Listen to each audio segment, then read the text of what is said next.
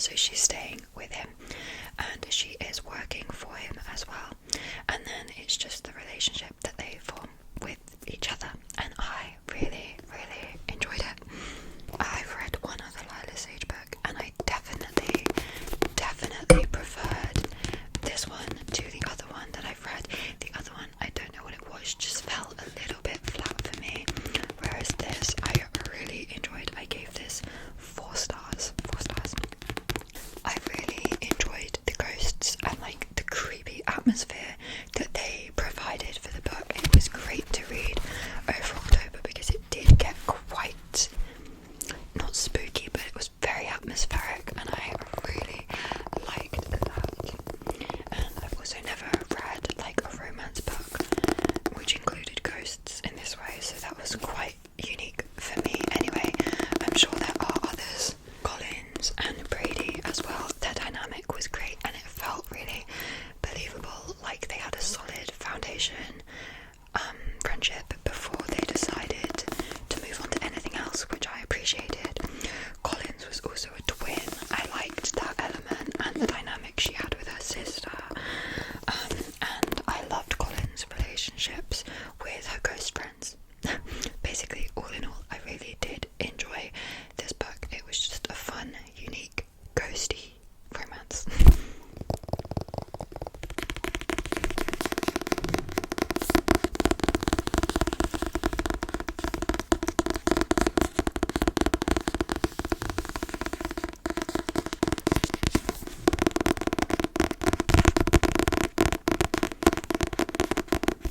So yeah, Soul Searching was the first book that I finished in October.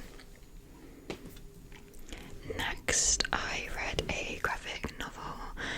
My boyfriend and I do boo baskets, like book boo baskets for each other, when we give each other some October themed books.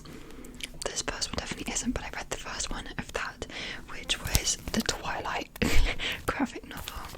This is actually only half of the first book, so it finishes, did it finish pretty much when they're in the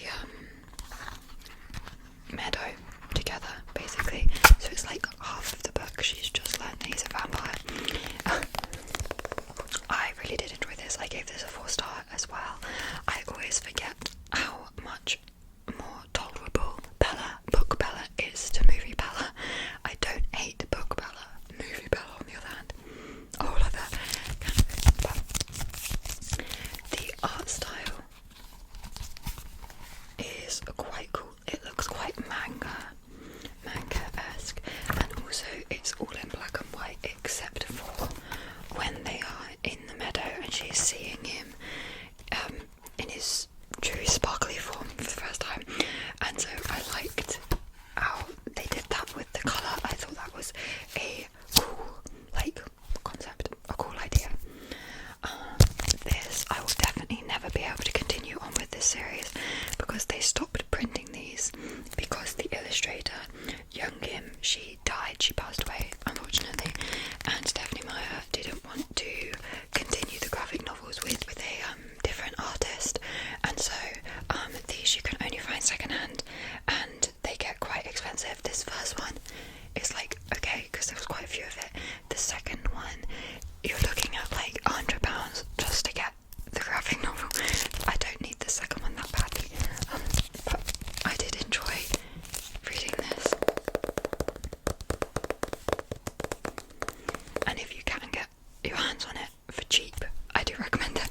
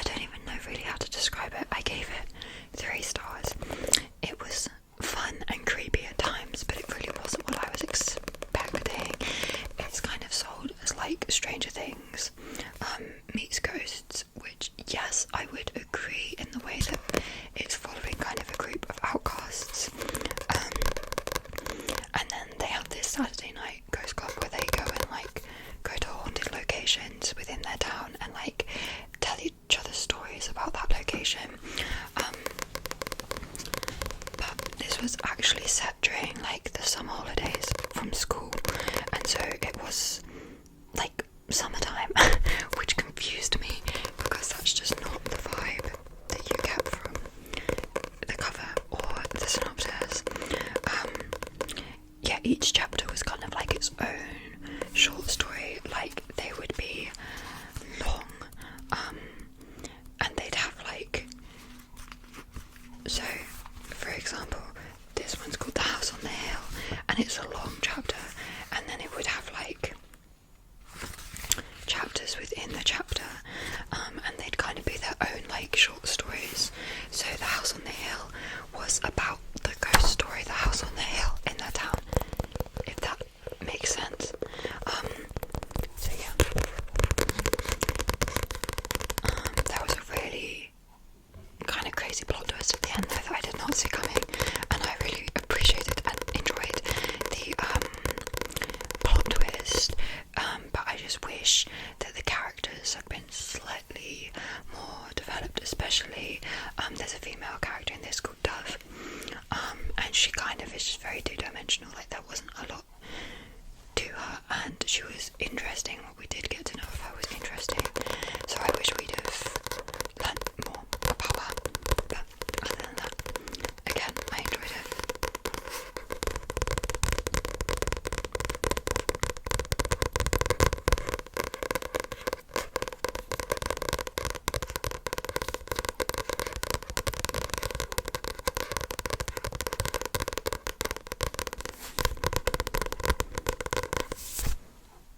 Okay, and next up was one of my most highly anticipated releases for this year, and it did not disappoint, and that was Mate by Ali Hazelwood, which is the sequel to Bride.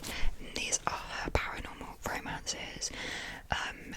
Bride followed a vampire and a werewolf, and this followed a werewolf and a werewolf-human hybrid, and I really enjoyed it. I think I preferred this one even to Bride, which is saying something because I loved Bride. I gave this one 5 stars. They're kind of standalones, but equally I feel like I don't want to talk too much about the plot because you definitely should read Bride first. Those characters do come up, but no, because I think it's something that you learn in Bride and I don't want to spoil it, so I thoroughly enjoyed it. Serena, our female main character, was great. Her personality was great. She was kind of going through something that she was just choosing to avoid and not think about, and she really coped with that through humour, which was something I found very relatable and was very well done. I loved Serena's relationship with Anna, and Misery. Misery is our main character from Bride, and Anna is a child who we meet in Bride as well, and Serena had a great relationship with them. I'm still not 100% sure how you say the male main character's name. I think it's Cohen. He was wonderful. I loved him. He was a great character, a great love interest. He is like the alpha of this pack of werewolves, and so I really liked his dynamic with like the rest of the pack, with Serena herself. How much he just pretended not to care about her when he so did, and it was great. I loved them so much. The slow burn, it was so slow burn, and it was killing me, and there was like always a reason why they couldn't get together, and it was killing me, but it was so well done. And as I said, I gave this 5 stars. 5 stars.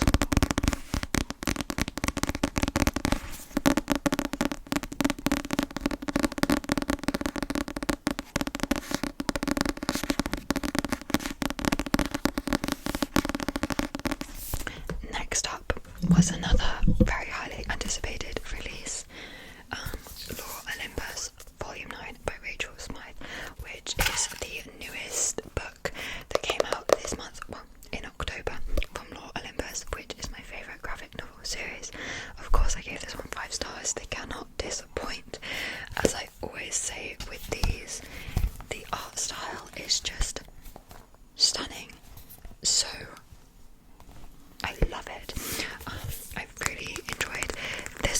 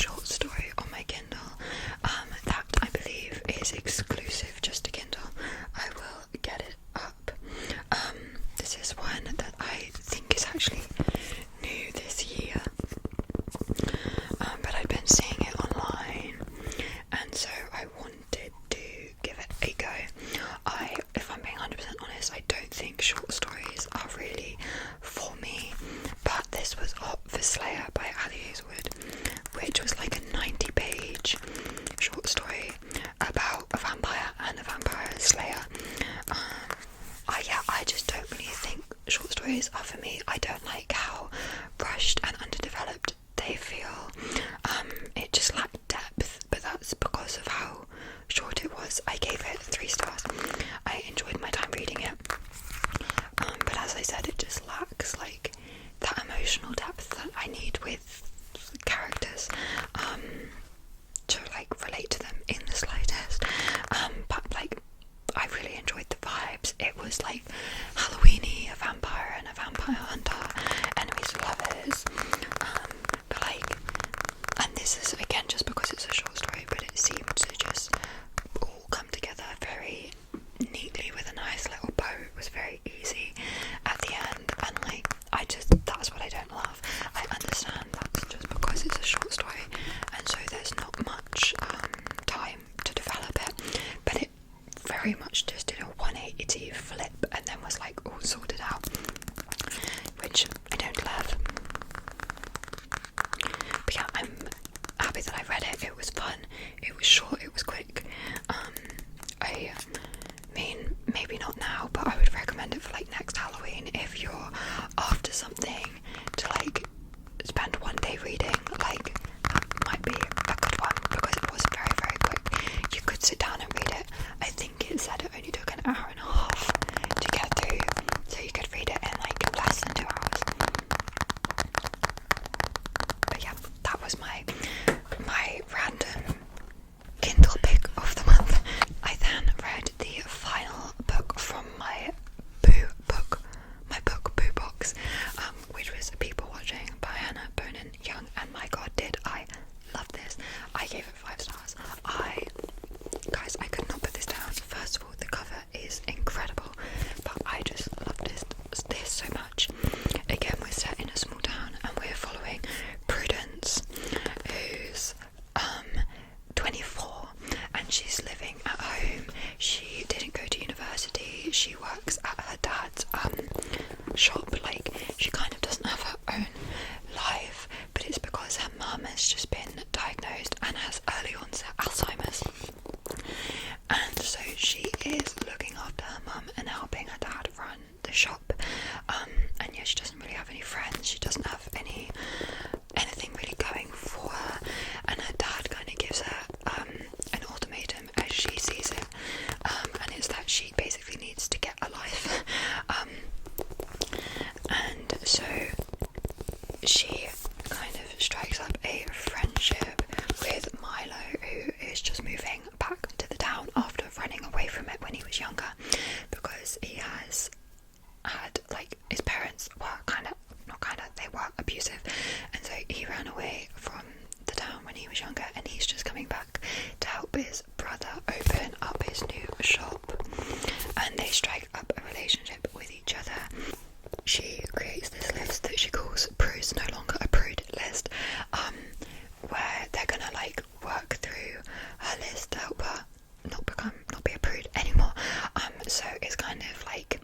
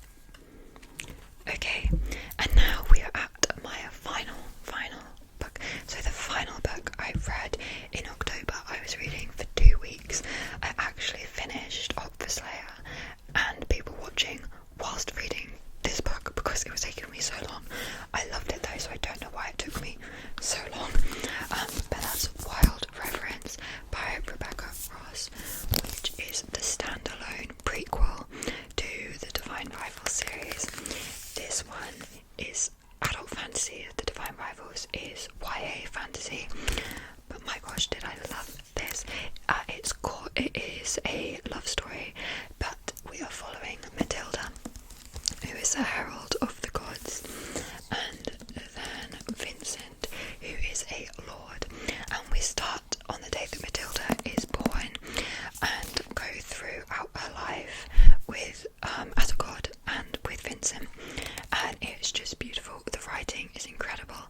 It starts so flowery and whimsical because we're starting when Matilda is a child, and so the writing's very reminiscent of her being a child, and then as she gets older the writing hardens with her, which I really enjoyed. That was something that Daughter of the Moon Goddess did really well, and I think it did really well in this as well. I cried so hard at the end. It was not okay. I was sobbing. But just a beautiful, beautiful love story with so many characters. Again, as I said, it's the love story between Matilda and Vincent. Matilda has got an allyship with the god of war, whose name is Bade, and it's kind of like not romantic love, obviously, like parental love story between those two as well, which I loved. I loved as well. There was so much plot to this. It was so intricate, but like little things that would happen that you would forget about would come up and be relevant again at the end in like the worst ways or the best ways, and it was just so well done. I did think the middle dragged ever so slightly, and the reason it took me so long was just because, as I said, with the writing, like I couldn't read more than like 20 pages at a time, so I was reading in like 20-page increments and then putting it down. And it's not that long, but it's like 530 pages or something like that. It's not that long, but still, I really enjoyed this though. I gave it 4.5 stars. You definitely need to read Divine Rivals before you go into this, because this is kind of the origin story for the war that is happening in Divine Rivals.